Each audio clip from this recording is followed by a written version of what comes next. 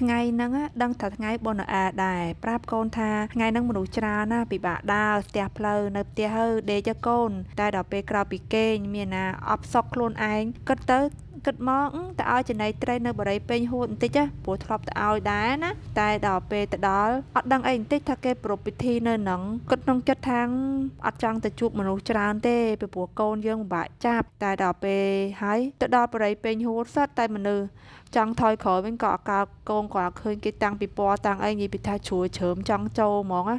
ហើយចឹងឥឡូវថតវីដេអូឆ្លៀតថតវីដេអូឲ្យបងមើលបន្តិចថាយ៉ាងណាដែរណាហ្នឹងណាអ្វីដែលប្លែកជាងគេហ្នឹងពេលដែលយើងដើរចូលមកគឺសបោតង់របស់ញ៉ាំតែម្ដងគេតាំងពីពណ៌ហ្នឹងគឺតាំងពីពណ៌របស់ញ៉ាំពាកច្រើនព្រោះពេលដែលខ្ញុំចូលមករដងដំបងមុនហ្នឹងគឺអត់មានគេតាក់ស្តង់តាំងពីពណ៌អីទេគឺ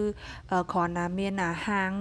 brand ឲ្យយើងចូលទិញអីញ៉ាំកាហ្វេអីចឹងណាតែដល់ពេលថ្ងៃបុណ្យអែនហ្នឹងគឺគេមានស្តង់ដាក់លក់តែនៅហ្នឹងសបោតតង់របស់ញ៉ាំ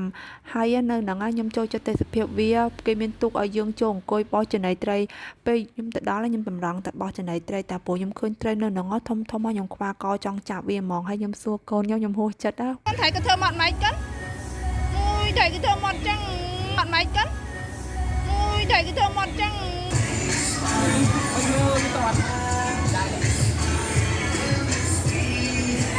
ôi mà bay ấy chậm tịnh ra xì nè ọt đi ra xì nè ọt đi em mơ cài tiệt bài nâng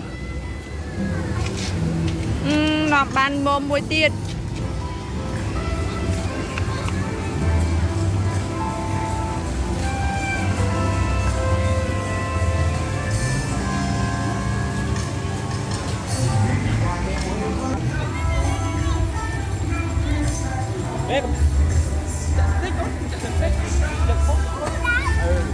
nhảy chạy mong á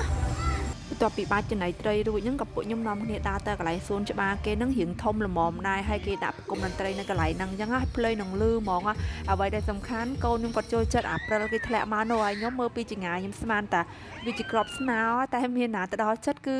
ពពុះសាប៊ូទូខ្ញុំទំតែដឹងហើយកូនខ្ញុំមុឡាណោខ្ញុំពិបាកហៅមែនតើគ្នាចូលចិត្តដល់ដេញចាប់